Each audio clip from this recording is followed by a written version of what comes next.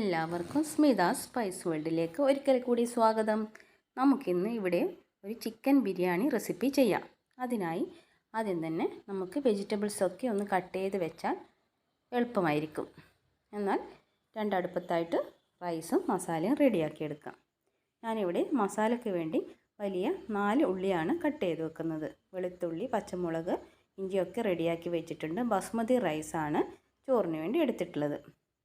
അതുപോലെ അണ്ടിപ്പരിപ്പ്, മുന്തിരി, മസാലയ്ക്കുള്ള ഉള്ളി, തക്കാളി, അതുപോലെ ചോറിൽ ഗാർണിഷ് ചെയ്യാനുള്ള ഉള്ളി, ഇതൊക്കെ നമ്മൾ കട്ട് ചെയ്ത് വെച്ചിട്ടുണ്ട്. നമ്മൾ ഇഞ്ചിയും പച്ചമുളകും വെളുത്തുള്ളിയും ഒന്ന് ചെറിയ ജാറിൽ കറക്കി എടുത്ത് വെച്ചിട്ടുണ്ട്.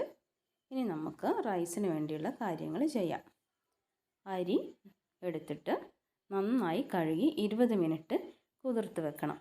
ബസ്മതി റൈസ് ആയതുകൊണ്ടാണ് അങ്ങനെ ചെയ്യുന്നത്. ഇനി നമുക്ക് റൈസിലേക്ക് ഗാർണിഷ് ചെയ്യേണ്ട ഉള്ളി ഒന്ന് വറുത്ത് കോരി വെക്കാം.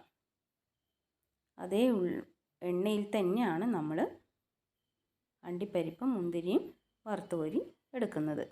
ഇതൊന്ന് ഇതിലോട്ട് മാറ്റി വെക്കാം.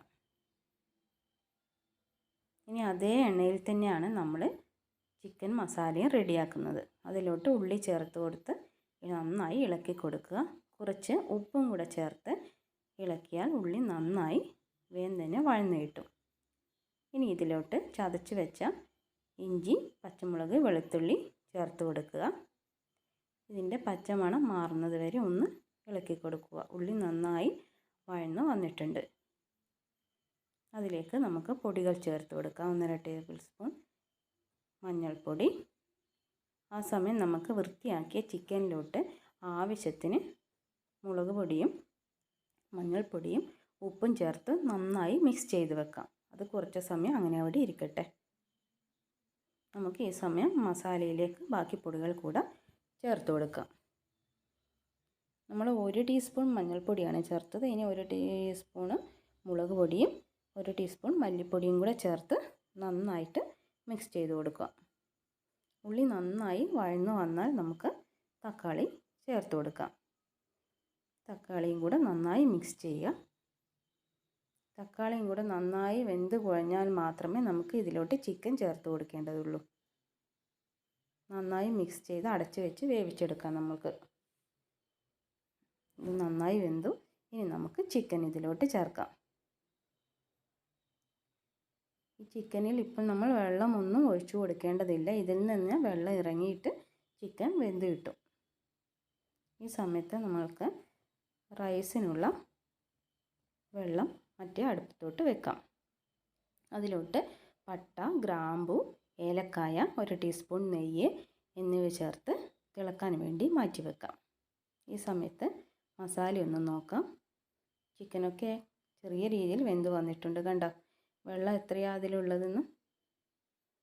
അടിക്ക് പിടിക്കാതിരിക്കുക. ഒന്ന് ചെറിയ രീതിയിൽ ഇളക്കി കൊടുത്തിട്ട് നമുക്ക് അടച്ച് വെച്ച് വേവിക്കാം. നമ്മുടെ റൈസിന് റെഡിയാക്കാൻ വെച്ച വെള്ളം അവിടെ തിളക്കാൻ തുടങ്ങി. നമുക്ക് അതിലോട്ട് ആവശ്യത്തിന് ഉപ്പും ചേർത്ത് നേരത്തെ കുതിർത്ത് വെച്ച അരി കഴുകി വാരി അതിലോട്ട് ചേർത്ത് കൊടുക്കാം. ഞാൻ ഇതിലോട്ട് ഒരു നാരങ്ങയുടെ അരമുറിയും കൂടെ ജ്യൂസും കൂടെ ചേർക്കുന്നുണ്ട്. എന്നിട്ട് നന്നായി ഇളക്കി കൊടുക്കുക. അരി ചോറ് തമ്മിൽ ഒട്ടിപ്പിടിക്കാതിരിക്കാനാണ് ഇങ്ങനെ ചെയ്യുന്നത്. നമ്മുടെ റൈസ് ഇവിടെ 1/4 ഭാഗം വെന്ത് കിട്ടിയിട്ടുണ്ട്. ആ സമയത്ത് ഇത് നമുക്കൊരു സ്ട്രെയിനറിലോട്ട് മാറ്റി കൊടുക്കാം. നമ്മുടെ ചോറ് കുഴഞ്ഞു പോയിട്ടൊന്നുമില്ല, പാകത്തിന് തന്നെ വെന്ത് കിട്ടിയിട്ടുണ്ട്. ഇനി നമ്മുടെ മസാലയൊന്ന് എന്തായെന്ന് നോക്കാം. നമ്മുടെ മസാലയിൽ ചിക്കനൊക്കെ നന്നായി വെന്ത് വന്നിട്ടുണ്ട്. അതിലോട്ട് 1.5 ടീസ്പൂണ് ചിക്കൻ മസാലപ്പൊടിയും അതുപോലെ തന്നെ 1 ടീസ്പൂണ് ഗരം മസാലപ്പൊടിയും 1 ടീസ്പൂൺ കുരുമുളക് പൊടിയും ചേർത്തിട്ട് നന്നായി ഒന്ന് ഇളക്കി കൊടുക്കുന്നുണ്ട്. പിന്നെ ഞാൻ ചിക്കൻ മസാല അധികം ഡ്രൈ ആക്കി എടുക്കാറില്ല, കുറച്ച് ഗ്രേവിയോടെയാണ് എടുക്കാറുള്ളത്. ഇനി അതിലേക്ക് മല്ലി, പുതിനയില ഇവയൊക്കെ മുറിച്ച് വെച്ചതും ചേർത്ത് നന്നായി മിക്സ് ചെയ്ത് കൊടുക്കാം. ഇനി നമുക്ക് ബിരിയാണി ഒന്ന് സെറ്റ് ചെയ്തെടുക്കാം. അതിനായി ഉരുളിലോട്ട് പകുതി ചോറ് ആദ്യം മാറ്റിയിടുക. എന്നിട്ട് അതിലോട്ട് നമ്മുടെ ചിക്കൻ മസാലയും ചേർത്ത് കൊടുക്കാം. ഇവിടെ കുട്ടികൾക്കൊക്കെ ചോറിൽ മസാല കുറഞ്ഞാൽ പ്രശ്നമാണ്. അതുകൊണ്ട് തന്നെ ഞാൻ ഗ്രേവി അധികം കുറക്കാറില്ല. ഇനി ബാക്കിയുള്ള ചോറ് ഇതിന് മുകളിൽ നിരത്തി നമ്മൾ നേരത്തെ തയ്യാറാക്കി വെച്ച ഫ്രൈ ചെയ്ത് വെച്ച ഉള്ളി ഉണ്ടല്ലോ, അതും അണ്ടിപ്പരിപ്പ്, മുന്തിരി ഇവയൊക്കെ അതിന് മുകളിൽ ഒന്ന് ഗാർണിഷ് ചെയ്ത് അതിന് മുകളിൽ ആയിട്ട് 1 ടേബിൾ സ്പൂൺ നെയ്യും കൂടെ ഒഴിച്ച് അടച്ച് വെച്ചിട്ട് 5 മിനിറ്റ് സിമ്മിൽ ഒന്ന് ദം ചെയ്തെടുക്കുന്നുണ്ട്.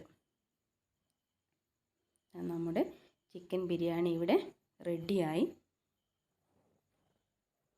നിങ്ങളെല്ലാവരും വീട്ടിൽ ഇതൊന്ന് ട്രൈ ചെയ്ത് നോക്കണേ. ഇഷ്ടപ്പെട്ടാൽ ഒന്ന് കമൻറ്റ് ചെയ്യുക. അതുപോലെ ഫ്രണ്ട്സിനും റിലേറ്റീവ്സിനും ഒന്ന് ഷെയർ ചെയ്യുക. ഇതുവരെ സബ്സ്ക്രൈബ് ചെയ്തിട്ടില്ലെങ്കിൽ ഒന്ന് സബ്സ്ക്രൈബ് ചെയ്യുക.